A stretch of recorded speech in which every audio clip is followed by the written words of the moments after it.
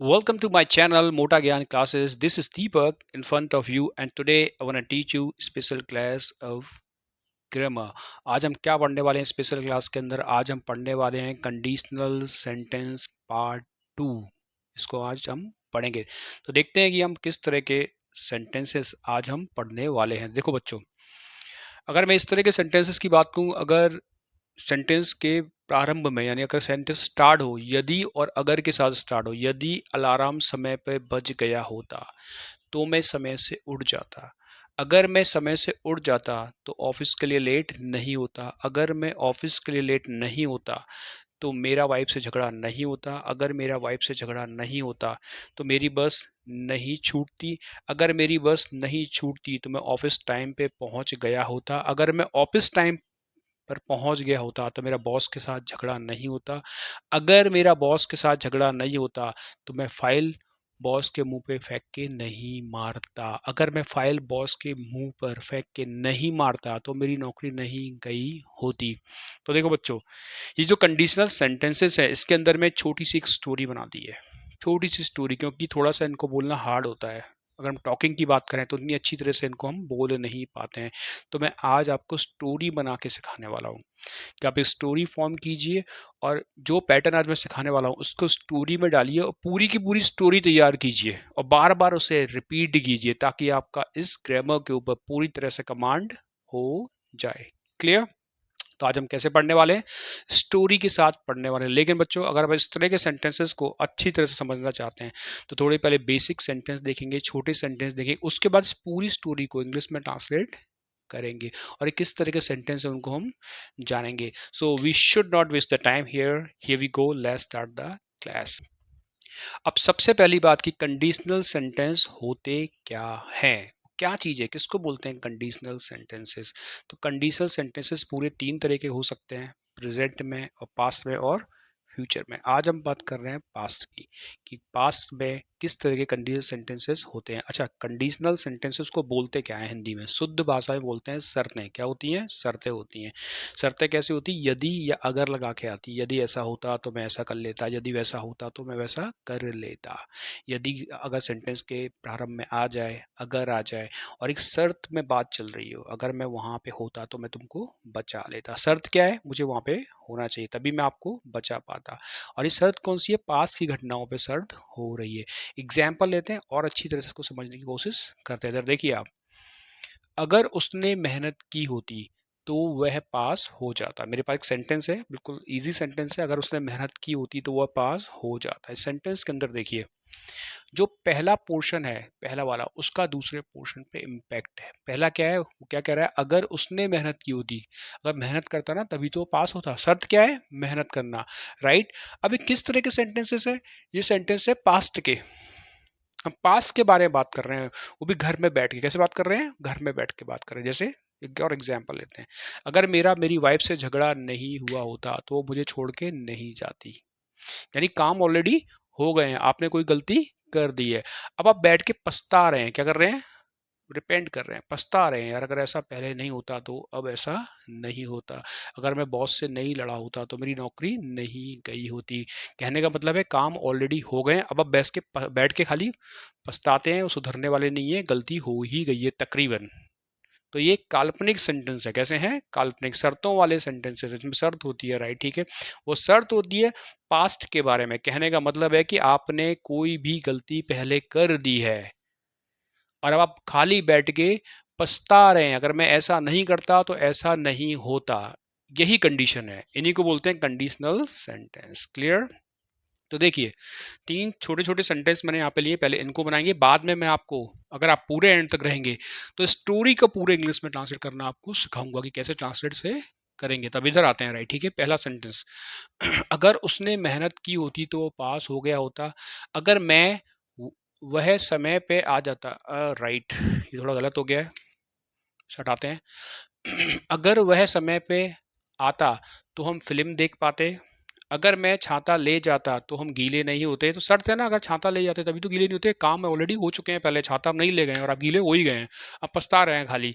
अगर उसने मुझे सच बता दिया होता तो मैं उसे कभी नहीं छोड़ता। रिलेशन में ऐसा होता है, रिलेशनशिप में सच चाहते हैं सुनना सामने से, अगर कोई गलती कर भी ली है, अगर आप उसे बता देते हैं तो रिलेशन बच ही जाता है, लेकिन बताया नहीं है, आपकी मर्जी, अब तू चाहे वो करे। तो डिपेंड कर रहा है इस पे, अगर उसने मुझे सच बता दिया होता तो मैं उसे नहीं छोड़ता, क्योंकि उसे सच नहीं बताया है तो मैंने उसे छोड़ दिया है, राइट। ठीक है, तो ये कंडीशनल सेंटेंस है, जो पहला सेंटेंस होगा उस पर दूसरा डिपेंड करेगा, राइट।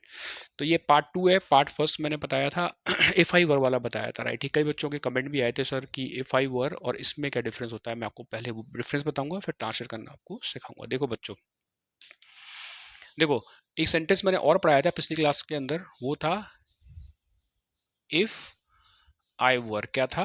इफ आई वर, और यहाँ पे नाउन लेंगे या फिर क्या लेंगे, प्रोनाउन लेंगे, और rest of part I would के साथ बाद में आएगा, राइट। ठीक है, वो आपका फर्स्ट फॉर्म। तो बच्चों का कमेंट आया था सर इसमें और इस तरह के सेंटेंस में क्या अंतर होता है, तो मैं आपको बताऊं, राइट। ठीक है, एक बेसिक अंतर आपको जानना बहुत जरूरी है, राइट। ठीक है, अगर ये वाला सेंटेंस की बात करें, if I were in your place, अगर मैं तुम्हारी जगह पे होता तो मैं उसे कभी नहीं छोड़ता, राइट। ठीक है, इस तरह का सेंटेंस, राइट। ठीक है, अगर मैं प्रधानमंत्री होता, if I were prime minister, तो सबको फ्री एजुकेशन दे देता।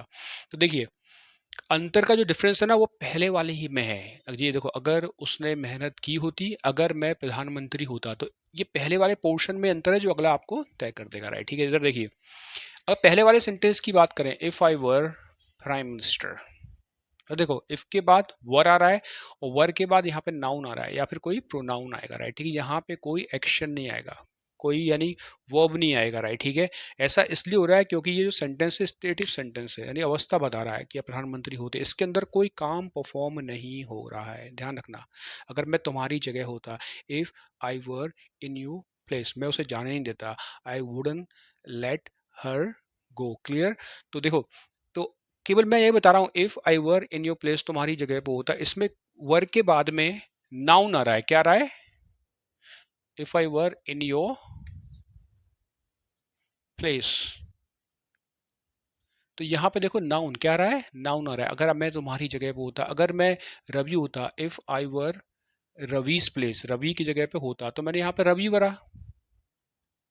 तो देखिए, तो यहाँ पे आया नाउन, क्या आया, नाउन है। लेकिन जो हमारा ये वाला है आज का पैटर्न, इसके साथ ऐसा नहीं होगा। देखो, अगर उसने मेहनत की होती, तो यहाँ पे एक वर्ब है, क्या है, मेहनत करना, क्या है, मेहनत करना। जैसे ही मेहनत करना आएगा, सेंटेंस बदल जाएगा। फिर कैसे ट्रांसलेट होगा उस पर पहले बात करते हैं, फिर पैटर्न आपको बताऊंगा, राइट। ठीक है, अगर की इंग्लिश होगी इफ, राइट। ठीक है, उसने की होगी, ही होगी, राइट। इफ ही हैड, अब मेहनत करना, तो मेहनत करने को वर्क हार्ड बोलते हैं, थर्ड फॉर्म लगाइए, WORKED, वर्क हार्ड। अगर उसने मेहनत की होती, तो देखो दोनों में अंतर है, यहाँ पे वर था, वर के बाद में नाउन आया, पर यहाँ पे क्या है, हैड, हैड के बाद क्या है, वर्ब का थर्ड फॉर्म आया, यही डिफरेंस है, राइट। ठीक है, और इसी की वजह से अगला वाला ही बदल जाएगा, राइट। ठीक है, तो वह पास हो गया होता, तो यहाँ पे क्या आएगा, ही वुड हैव, क्या लगाएंगे, ही वुड हैव पास्ट, क्या हो जाएगा, ही वुड हैव पास्ट, वह पास हो गया होता। और हैव के बाद थर्ड फॉर्म क्या आया, थर्ड फॉर्म आया। तो अंतर आपको समझ में आ गया होगा। If he had worked hard, he would have past, clear. तो ये तो इन दोनों में अंतर है, राइट। ठीक है, अब बात करते हैं यहाँ की कि हमें क्या इसमें सीखना है। तो पहले थोड़ा मिटा दूँ इसको 1 मिनट, और फिर देखते हैं, राइट। ठीक है, अंतर आपको मुझे लग रहा है समझ में आ गया होगा। अब सबसे पहले मैं पैटर्न बना देता हूँ, जिससे आसानी से सारे सेंटेंसेस इंग्लिश में ट्रांसलेट हो जाएंगे। तो देखो पैटर्न कैसे बनेगा, जब इस तरह के सेंटेंस आएंगे, सबसे पहले आप इफ क्या लेंगे, इफ लेंगे। उसके बाद सब्जेक्ट लेंगे, जो भी सब्जेक्ट आपको मिल जाए। उसके बाद आप हार्ड हेड लेंगे, और फिर वर्ब का थर्ड फॉर्म लेंगे, राइट। ठीक है, पहला वाला पैटर्न। दूसरा क्या होगा, आप यहाँ पे भी सब्जेक्ट लेंगे, उसके बाद आप वुड लेंगे, फिर हैव लेंगे, और फिर वर्ब का थर्ड फॉर्म रखेंगे, राइट। ठीक है, ये तो बन गया पैटर्न। अब जरूरी नहीं कि पॉजिटिव भी हो, नेगेटिव बातें भी हो सकती हैं, तो यहाँ पे आप हेड नॉट भी ले सकते हैं, राइट। ठीक है, हेड नॉट भी ले सकते हैं, वो भी चलेगा, राइट। ठीक है, और यहाँ पे भी वुड नॉट ले सकते हैं, वुड नॉट हैव ले सकते हैं। नेगेटिव आएगा नेगेटिव लेंगे, पॉजिटिव आएगा पॉजिटिव लेंगे, दोनों बदल जाएंगे। बस पैटर्न पे हमें अब क्या चाहिए, इस जगह एक वर्ब रखनी है, इस जगह अगली वर्ब रखनी है, सेंटेंस बनना शुरू हो जाएंगे आसानी से। जैसे अगला एग्जाम्पल ले लें, अगर वह समय पे आता तो पिक्चर देख पाते, राइट। ठीक है, तो कैसे बनेगा, अब इफ रखिए, if he had come on time, अगर वह समय पे आता तो हम पिक्चर देख पाते। तो अगला कैसा बनेगा, वी, देखिए वी वुड हैव, तो लकी यहाँ पे वी वुड। अब वर्ब का third form, we would have watched movie, तो हम पिक्चर देख पाते। यहाँ पे थर्ड फॉर्म लगाएंगे, वॉच का वॉच्ड हो जाएगा, राइट, ठीक है, लिख लो, चलो कोई बात नहीं, he would have watch, ED लगाइए। तो we would have watched movie, दोबारा बनाइए, if he had come on time we would have watched movie. अब इस सेंटेंस को देखें, अगर मैं छाता ले जाता तो हम गीले नहीं होते। अगला पोर्शन नेगेटिव है तो हमें क्या लेना पड़ेगा, वुड नॉट हैव लेना पड़ेगा या वुडन लेना पड़ेगा, जैसा चाहे। अगर मैं छाता ले जाता, if I had taken umbrella we wouldn't have gotten wet, कैसे बनेगा, we wouldn't have gotten wet. अगर आप इस तरह के सेंटेंसेस में कमांड चाहते हैं, किस तरह के कंडीशनल सेंटेंस के अंदर, शर्तों वाले सेंटेंस के अंदर, तो आपको इससे एक स्टोरी बनाइए, इसे एक स्टोरी में डालिए, तो इतना मजा आएगा ना आपको कि ये आपके पास चुटकियों जैसा खेल हो जाएगा, राइट, ठीक है। और मैंने आपको स्टार्टिंग में बताया था, इस तरह के सेंटेंस में खाली हम पछताते हैं, कुछ कर नहीं सकते हैं, बस पुरानी बातें लेके घर में बैठे रहते हैं और सोचते रहते हैं। अब इस स्टोरी में बिल्कुल क्लियर हो जाएगा सब चीज़, राइट, ठीक है। एक्चुअल में मैंने अपनी वाइफ से कहा कि मुझे ऑफिस जल्दी जाना है, तो मुझे सुबह जल्दी उठा देना, राइट, ठीक है। और मैंने उससे कहा कि आप अलार्म लगा देना, अलार्म लगाना ज़रूरी है ताकि मैं टाइम से उठ जाऊं। पर पत्नी माँ से मैं तो डर के रहता ही उससे, तो वो अलार्म लगाना भूल गई। मुझे 6 बजे उठना था, 7 बजे मैडम खुद उठी और वो आई भगते, उठो उठो ऑफिस के लेट हो रहा है। मैंने देखा 7 बज गया, कितना बज गया, 7 बज गया। अब मैं जल्दी से कपड़े पहने, जल्दी तैयार हुआ और एक बस जाती है उसको पकड़ लेने के लिए पहुंचा। बस निकल गई थी ऑलरेडी, क्योंकि मैं लेट पहुंचा। ध्यान रखना स्टोरी में क्या है, तो उसको उठाना, दूसरा बस निकलना, बस निकल गई थी। अब मैंने ऑटो ऑटो किसी तरह से किया, ज़्यादा पैसे दिए और मैं ऑफिस पहुंचा। मुझे पहुंचना था 9 बजे, मैं पहुंचा 10:30 बजे। तभी क्लर्क आया, उसने बोला आपको बॉस बुला रहे हैं। मैं बॉस के केबिन में गया, बॉस ने मुझसे बोला ये आपका टाइम है यहाँ पे आने का। मैंने बोला सॉरी सर, अलार्म टाइम से नहीं बजा इसलिए मैं लेट हो गया। तो उन्होंने बोला हमारी ये ड्यूटी नहीं अलार्म बजाना, आपको समय से, और उन्होंने डांटना शुरू कर दिया, और डांटा। एक तो मैं वैसे ही परेशान था अपनी पत्नी से, मुझे गुस्सा आ गया।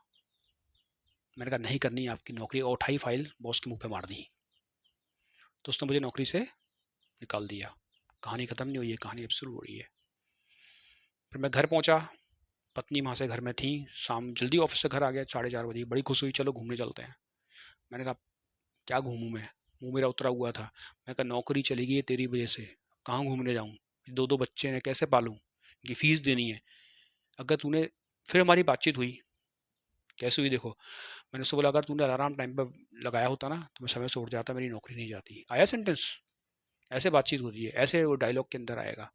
तो पत्नी ने बोला मेरी जिम्मेदारी नहीं, अलार्म खुद ही लगा लेते, मेरा काम, मेरी दुनिया में बहुत सारे काम होते हैं, यही थोड़ी रह गया एक काम के अलार्म लगाती फिरूँ। फिर हमारा झगड़ा बढ़ता गया बढ़ता गया बढ़ता गया।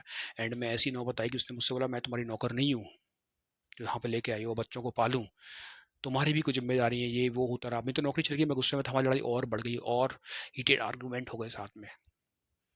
और वो गुस्से में आई, उसने सारा सामान पैक किया, बच्चों को उठाया और उन्हें लेके वो चली गई। जब वो उन्हें लेके चली गई तब तो मैं बिल्कुल, आड़ में जाओ मुझे किसी ज़रूरत नहीं है, मैं जी लूँगा ये वगैरह फलाना फलाना ठिकाना। चला गया, मैं भी दोस्त के घर बैठा रहा। शाम को घर आया 8-9 बजे, खाना था नहीं, सारा काम मुझे खुद करना पड़ा। ऐसा 1 दिन हुआ, 2 दिन हुआ, 4 दिन हुआ, फिर अपनी गलती का एहसास हुआ। फिर मैं बैठ के सोच रहा था, क्या सोच रहा था, जो इस में हो रहा है इस ग्रामर के अंदर, मैं सोच रहा था अगर समय से अलार्म बज गया होता तो मैं टाइम से उड़ जाता। अगर मैं टाइम से उड़ जाता तो मेरी पत्नी के साथ लड़ाई नहीं होती। अगर मेरी पत्नी के साथ लड़ाई नहीं होती तो मुझे टाइम से बस मिल गई होती। अगर टाइम से बस मिल गई होती तो मैं समय से ऑफिस पहुंच गया होता। अगर मैं समय से ऑफिस पहुंच गया होता तो मेरे बॉस के साथ मेरी लड़ाई नहीं होती। अगर मेरी बॉस के साथ मेरी लड़ाई नहीं होती तो मैं फाइल फेंक के मुंह पे नहीं मारता। अगर मैं फाइल फेंक के मुंह पे नहीं मारता तो मेरी नौकरी नहीं गई होती और मेरा मेरी पत्नी का डिवोर्स नहीं होता। तो ये है थोड़ा सा सीन। तो ऐसा होता है, ऐसे ही बैठ के स्टोरियाँ बनती हैं और ऐसी फॉर्म होती है, पूरी स्टोरी पास के अंदर है, तो कुछ जगह पे सेंटेंस आया उसको इंग्लिश में ट्रांसलेट कर लेते हैं, बाकी आपकी जिम्मेदारी स्टोरी को पूरा बनाना। तो मैं थोड़ा सा आपको हिंट दे रहा हूँ। करते हैं पहले सेंटेंस को इंग्लिश में ट्रांसलेट। यदि अलार्म समय पे बज गया होता तो मैं समय से उठ जाता। तो कैसे बनेगा? If alarm had gone of on the time I would have got up on the time. तो कैसे बनेगा? आई would have got up on the time. अगला सेंटेंस लेते हैं। अगर मैं समय पे उठ जाता तो मैं ऑफिस के लिए लेट नहीं होता। लेट होने को बोलते हैं बी लेट। क्या बोलते हैं? बी लेट बोलते हैं, राइट। ठीक है, तो कैसे बनेगा? If I had got up on the time I wouldn't have been late for office. कैसे बनेगा? I wouldn't have been late for office. अगला सेंटेंस लीजिए।